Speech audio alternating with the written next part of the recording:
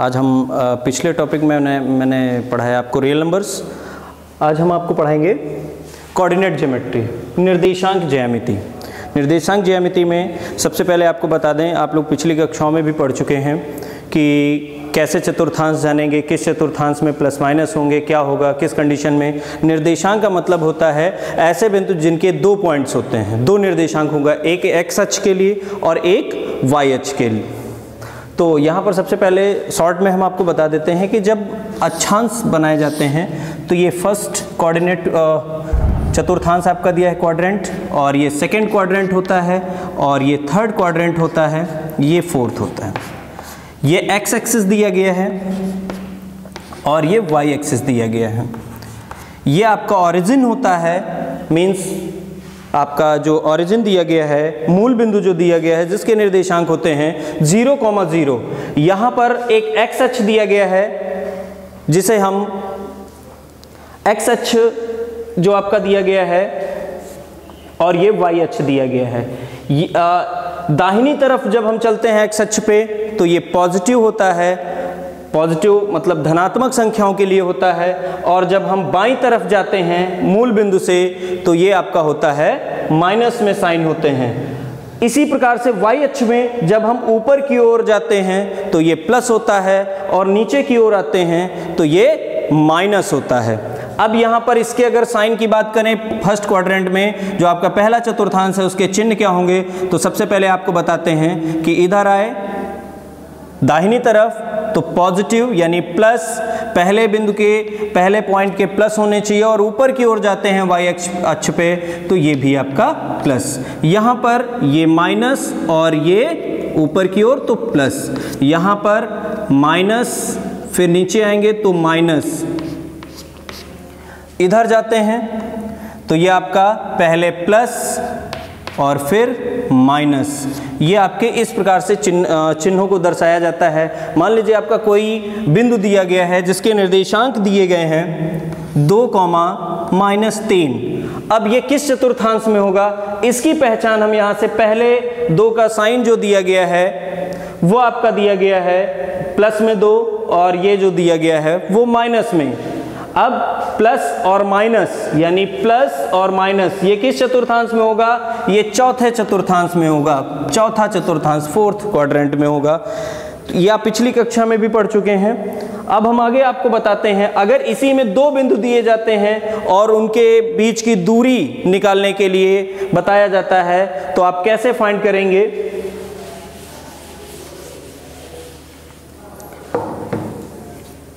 यहां पर आपको दिया गया है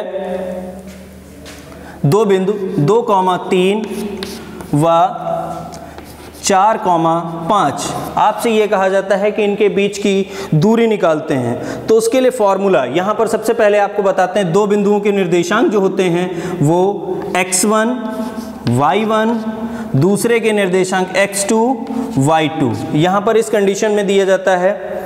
अब मान लिया जाए ये पॉइंट A है और ये पॉइंट B दिया गया है, ये आपका लाइन दी गई है और लाइन में ये पॉइंट A है, ये B है। इसके निर्देशांक जो दिए गए हैं x1 y1 और इसके निर्देशांक x2 y2। अब आपसे ये कहा जाता है कि इसके बीच की दूरी फाइंड कीजिए, इसकी डिस्टेंस क्या होगी A B के बीच की, तो उसके लिए फॉर्मूला होगा आपका 2 बिंदुओं के बीच की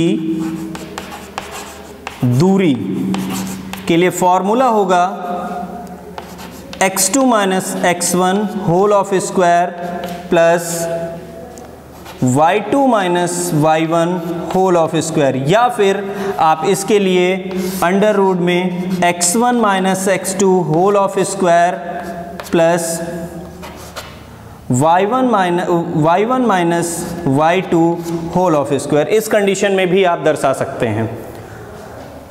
अब मान लीजिए आपको 2 पॉइंट दिए गए हैं 2,3 और 4,5, और आपसे ये कहा जाता है कि इसके बीच की दूरी निकालिए।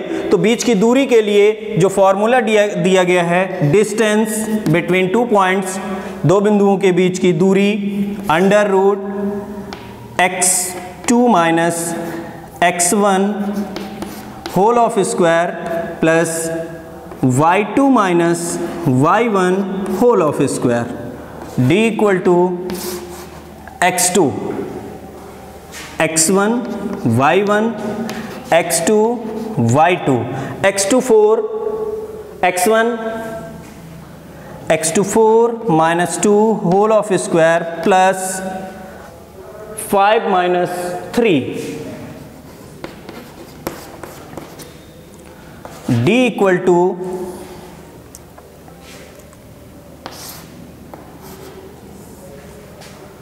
To whole of square plus 2 whole of square D equal to 4 plus 4 D equal to 8 factor करेंगे तो d इक्वल टू 2√2 यूनिट या इकाई। ये आपका हो जाता है बीच की दूरी निकालने के लिए। कभी कभी इसमें बीच की दूरी दी जाती है और आपसे ये कहा जाता है कि मूल बिंदु से, मान लीजिए किसी भी बिंदु से कहा जाए, आपसे ये बताया जाए कि मूल बिंदु से एक बिंदु दिया गया है जिसके बीच की दूरी 10 मात्रक दी गई है, तो ये बताइए x या y में से किसी एक का मान आपसे पूछा जाता है, तब आप कैसे फाइंड करेंगे। निर्देशांक जो x1 y1 आपका दिया गया है वो x, 6 दे दिया जाए और जो दूसरा दिया गया है x2 y2 या मूल बिंदु दे दिया जाए, कुछ भी हो सकता है। यहाँ पर मूल बिंदु अगर आपको दे दिया गया है, मूल बिंदु है आपका 0, 0। अब इसके बीच की जो डिस्टेंस दी गई है, मान लीजिए d इक्वल टू 10 यूनिट्स दी गई है, तो आपसे ये पूछा जाए कि यहाँ पर x की वैल्यू क्या होगी, तो यहाँ पर फॉर्मूला रखते हैं x2 minus x1 whole of square plus y2 minus y1 equal to 0 equal to d। अब दोनों साइड का स्क्वायरिंग इन बोथ साइड या दोनों पक्षों का वर्ग करने पर, जब वर्ग हम करते हैं तो यहाँ पर ये अंडर रूट हट जाएगा और ये ऐसे भी आ सकता है, whole of square y2 minus y1 whole of square equal to d square. Value put करते हैं तो x2 आपका दिया गया है 0 minus x whole of square plus y2 0 दिया गया है minus 6 whole of square equal to d 10 square. ये हो जाएगा minus x whole of square plus minus 6 whole of square equal to 100। ये x square plus 36 equal to 100। जब पक्षांतर करेंगे तो पक्षांतर करने पर x square 10 minus 36 x square equal to 64x। जब कभी भी क्वाड्रेटिक इक्वेशन में यानी द्विघात समीकरण में मैंने आपको बताया था कि जब कभी भी किसी का वर्गमूल निकालते हैं तो उससे पहले उसके आगे प्लस माइनस का साइन लगा करके उसकी वैल्यू लिखते हैं। अब x की वैल्यू यहाँ पर -8 भी हो सकती है और +8 भी हो सकती है।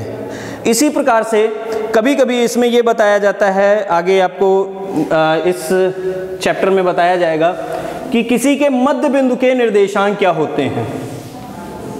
यानी एक लाइन दी जाएगी और ये बताया जाएगा कि इसके मध्य बिंदु के निर्देशांक निकालिए। तो मध्य बिंदु के निर्देशांक के लिए क्या करते हैं, आइए देखते हैं। ये आपकी लाइन दी गई है जिसके 2 पॉइंट हैं A और B। ये है आपका x1 y1 और x2 y2, ये कंडीशंस दी गई हैं। अब आपसे ये कहा जाता है इसके मध्य बिंदु, एक कोई मध्य बिंदु है आपका C, इसके निर्देशांक क्या होंगे। तो उसके लिए फॉर्मूला होता है, सूत्र होता है ठीक मध्य बिंदु के निर्देशांक। मध्य बिंदु के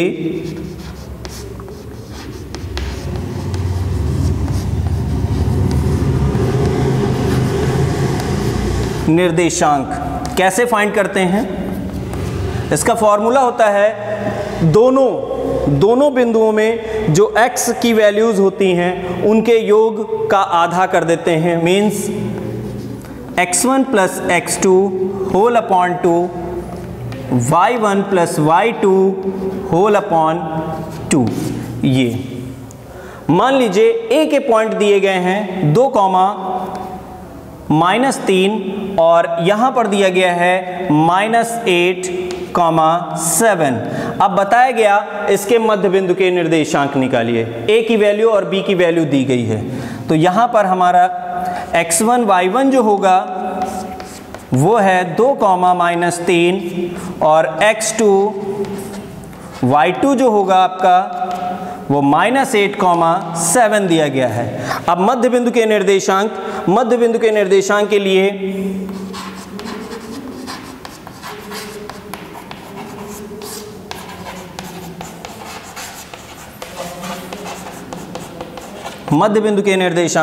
लिए x1 plus x2 whole upon 2, y1 plus y2 whole upon 2। ठीक उसी प्रकार से अब x1 है आपका 2 plus -8 upon 2, y1 -3 plus 7 whole upon 2। यहाँ पर -6 अपॉन 2, -8 से 2 जाएगा तो माइनस का 6 बचेगा, यहाँ पर 4 अपॉन 2। अब इसके जो निर्देशांक आ रहे हैं वो -3, 2। ये मध्य बिंदु के निर्देशांक आपके जो आते हैं वो -3, 2। ये मध्य बिंदु के निर्देशांक हैं। लेकिन इसी उसमें आगे कभी कभी आपसे ये पूछ लिया जाता है कि मान लीजिए इस लाइन को 4 पार्ट में बांटा गया, तो 4 बराबर अगर इक्वेशन में बांटा गया, मान लीजिए ये 4 पार्ट दिए गए हैं, 1, 2, 3 और 1, 4। ये 4 पार्ट में है और इसके इक्वेशन यानी इसके निर्देशांक पूछे जाते हैं। तो अगर हम इस बिंदु से रेशियो लेते हैं तो इधर ए और बी में जो 4 पार्ट हैं, इधर देखा जाए तो 1 पार्ट है और इधर देखे जाए तो 3, यानी अनुपातिक जब बांटा जाए तब हमारे लिए कैसे इसको फाइंड करते हैं, उसके लिए फॉर्मूला क्या होगा, इस चीज को आगे फाइंड करते हैं। अंतः विभाजन और बाह्य विभाजन ये 2 प्रकार का होता है। मान लीजिए कोई बिंदु दिया गया है ए पॉइंट, मींस x1 y1 2, 3 और b जो दिया गया है वो x2 y2, ये दिया गया है आपको 7, 5 और जो रेशियो दिया गया है, अनुपात दिया गया है, बताया जाएगा कि अनुपात है, तो अनुपात को हम m1 अनुपात m2 = 2:3 में अगर बांट देते हैं, टोटल 5 पार्ट होंगे किसी लाइन के, उसमें से 2 एक साइड में और 3 एक साइड में। जब ऐसी कंडीशन में आती है तो उसके लिए जब तक अंतः विभाजन के लिए जब कहा जाता है अनुपातिक अंतः विभाजन, m1 अनुपात m2 के अनुपात में अंतः विभाजित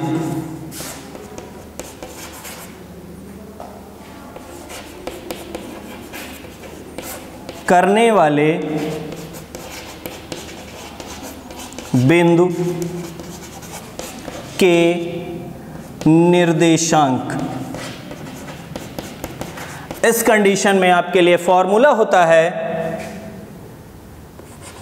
m1 x2 plus m2 x1 upon m1 plus m2, m1 y2 plus m2 y1 whole upon m1 plus m2। ये कंडीशन आती है। आइए अब आगे देखते हैं। हमारे पास m1 जो अनुपात दिया जाएगा वो m1 है आपका 2 और m2 है आपका 3, तो m1 है आपका 2 गुणे x2 यहाँ से देखें तो आपका 7 है, 7 प्लस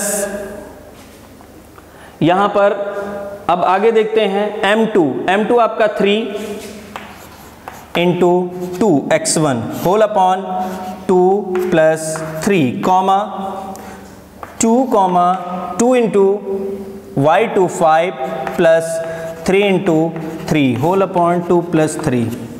ये हो जाएगा 14 प्लस 6/5 कॉमा 10 प्लस 9/5, ये आ जाएगा आपका 20/5 कॉमा 19/5। आपके जो निर्देशांक आए हैं वो 4,19/5, ये आपके किसी भी अंतः विभाजित करने वाले बिंदु के निर्देशांक होते हैं। ठीक इसी प्रकार से कभी कभी जब आपसे ये कह दिया जाता है कि अंतः विभाजन में ये होता है, लेकिन अगर बाह्य विभाजन दे दिया जाए, बाह्य विभाजन में क्या होगा, तो बाह्य विभाजन के लिए केवल और केवल सेम फॉर्मूला लगेगा, लेकिन बस यहाँ पर साइन जो है वो माइनस हो जाएगा। बाह्य विभाजन में ये साइन जो है आपका माइनस में आ जाएगा। यहाँ पर ये होगा बाह्य विभाजन। बाह्य विभाजित करने वाले बिंदु के निर्देशांक के लिए केवल साइन चेंज होता है। अब इसी में आगे बढ़ते हैं। कभी कभी ये कहा जाता है कि किसी 3 बिंदु दिए होते हैं, वो चाहे त्रिभुज हो या एक ही लाइन पे होता है, तो उसके लिए सबसे पहले मैं आपको बता दूं कि अगर ये बताया जाता है कि किसी त्रिभुज में कितने पॉइंट होंगे, 3 होंगे, 3 होंगे, उसके क्षेत्रफल को निकालना है, x1 y1, x2 y2, x3 y3। उस कंडीशन में आपसे ये कहा जाता है इसका एरिया निकालिए। तो इसके क्षेत्रफल के लिए त्रिभुज का क्षेत्रफल फॉर्मूला होगा 1/2 x1 y2 minus y3 plus x2 y3 minus y1 plus x3 y1 minus y2। ये आपका फॉर्मूला बन जाता है किसी भी त्रिभुज का क्षेत्रफल निकालने के लिए। इसी प्रकार से जब आप क्षेत्रफल निकालते हैं तो उसमें कंडीशन आती है, कभी कभी आपसे कहा जाता है अगर क्षेत्रफल इसका माइनस में आता है, लेकिन क्षेत्रफल किसी भी आकृति का माइनस में नहीं होता है, इसलिए उसका माइनस हटा दिया जाता है और कोई फर्क नहीं आता है। तो क्षेत्रफल हमेशा पॉजिटिव होता है, माइनस में भी आता है लेकिन लिखा वो प्लस में ही जाएगा, उसका एरिया पॉजिटिव ही होता है। इसी प्रकार से कभी कभी इसमें यह कह दिया जाता है 3 बिंदु दिए जाते हैं और यह बताया जाता है कि सिद्ध कीजिए कि एक ही रेखा के बिंदु होते हैं ये। तो एक ही रेखा के बिंदु के लिए जब इसका आप एरिया निकालेंगे तो 0 आएगा। हल करने के बाद में अगर उसकी वैल्यू 0 आ जाती है तो आपका लीनियर इक्वेशन होगा, यानी वो लीनियर होंगे, एक ही संगामी होंगे, तो उसका कोई त्रिभुज नहीं बन सकता, वो सीधी एक ही रेखा के बिंदु होंगे।